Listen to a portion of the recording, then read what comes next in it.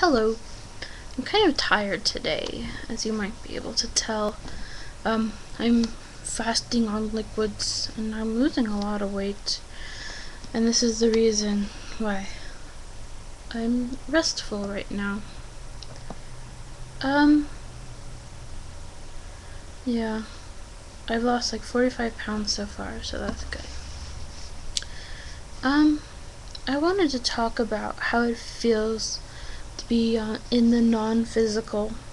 I was surfing the web and someone asked that question, so I decided that I might put it into my own words, just tell those who have never heard of it a little bit about what I experience and what it feels like, what it can feel like. It feels free. You can eat things there. You can read. And, you can interact with other people. And you can even go and see fairies. You can go into outer space and just fly around.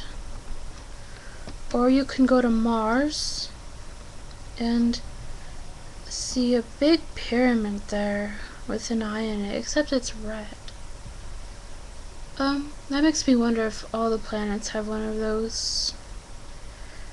What else have I seen? You can see angels, meet with angels. Big black angels with no wings is what I saw once. They're so peaceful and so dark and restful, hypnotic, but just blissful. Those would be one of my favorite beings that I've met there. They're just gentle.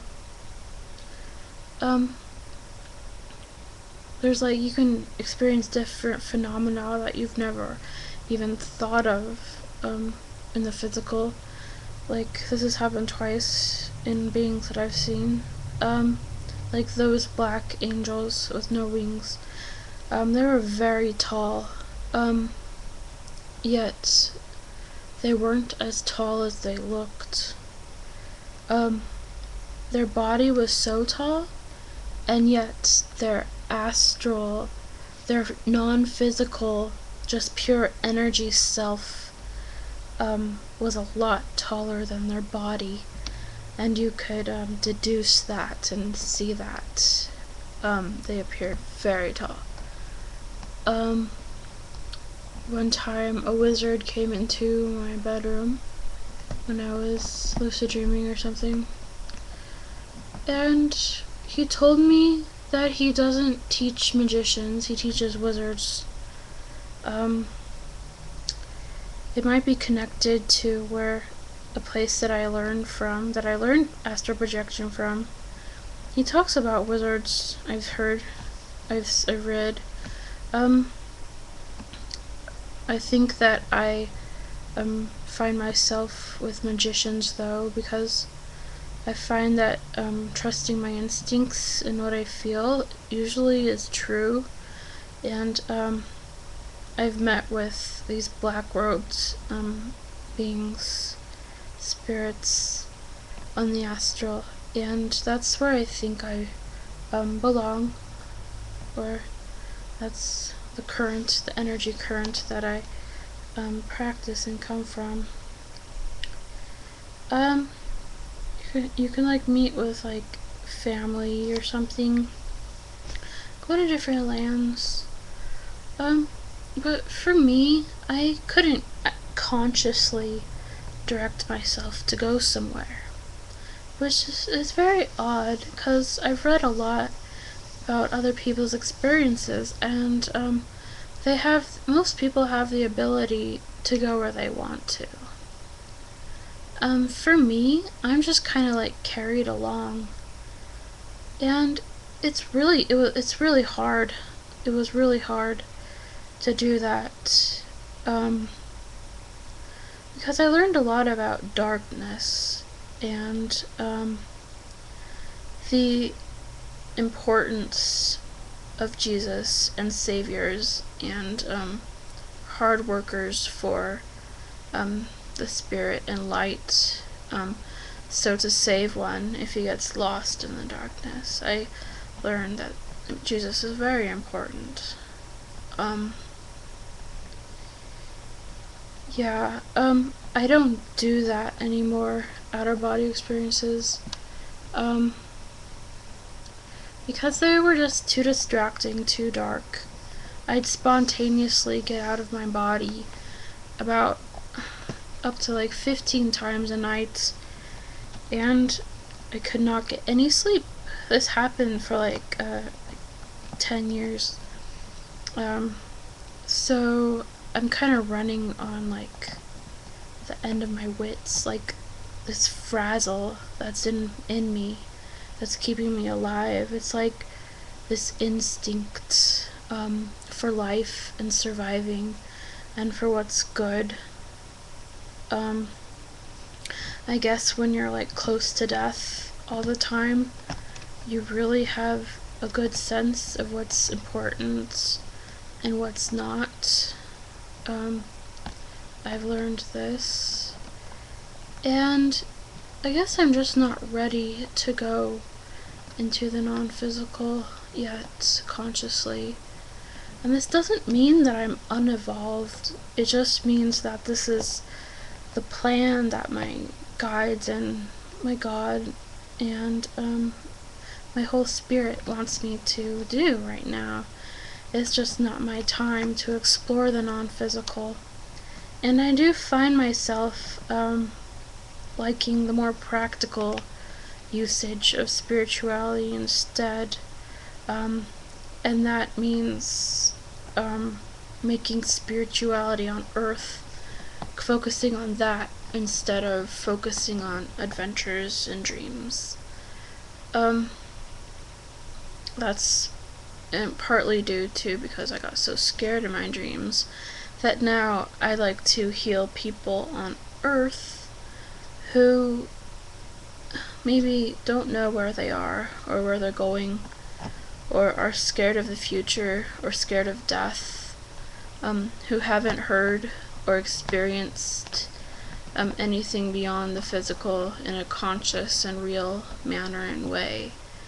I'd like to point people in a direction that could lead them to proof of an afterlife, and so they wouldn't have to worry so much. I'd like to ease some of their fears and pain, and I'd like them to know how important it is to be safe, for safety, for government.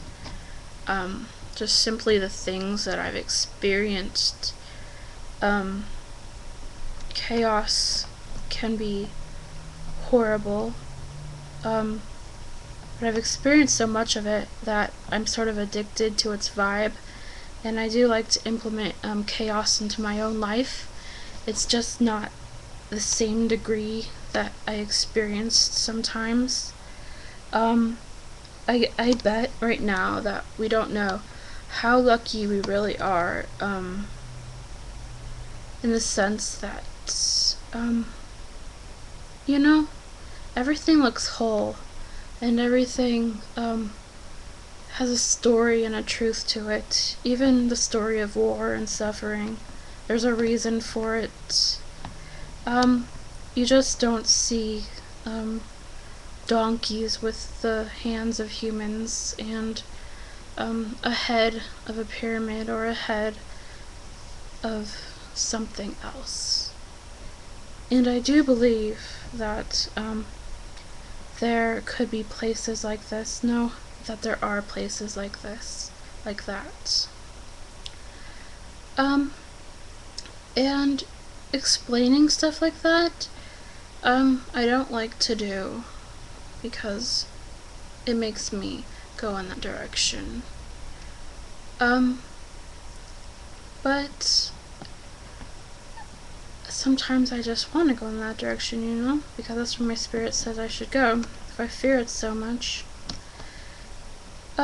Yet I believe all chaos is an alchemical equation, and to understand that and analyze the weirdness of what you see can be a map and lead you in a direction. Lead the being in a good direction as you analyze what its truth is and what its purpose and being looks like to you, a rational being upon Earth, as it is now. For example, I'll use my imagination and try to give you a meaning of what the donkey with human hands and a pyramid head could symbolize, as it did come out of my unconscious and was readily there for me to say. And so it probably does have a relevance in my life, and that's not a fault. It's simply the way things are. If anyone were to see their unconscious, their chaotic, still forming soul self, as one is not fully realized as to everything, he would see horrible stuff, and that's what I saw. So the donkey with hands.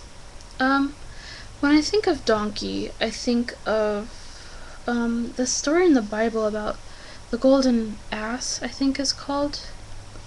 I do attribute a lot of stuff to the Bible because I think that has a lot of importance and relevance in our world right now. It's in our consciousnesses a lot, and we wonder about it.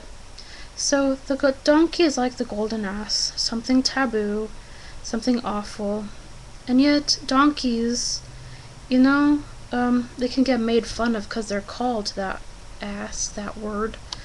And maybe that can mean that we ourselves are not comfortable with our own behinds. And just not being comfortable with who we are can create war and chaos because we don't accept ourselves. The reason why it may have hands is because, yes, indeed, the behind is a human thing. It's its own divine self and creation by God. And it has a purpose, and even an alchemical purpose that is called elimination and earth. That's very vital to us. And so forth. The pyramid, I just thought of a pyramid because I didn't travel to Egyptian lands in my astral projections, and pyramids have importance to me.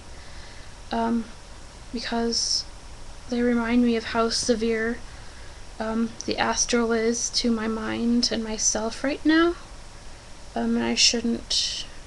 I should be aware of it and be wary of that and know that it's dangerous for my state right now. So the pyramid reminds me of power and to respect power.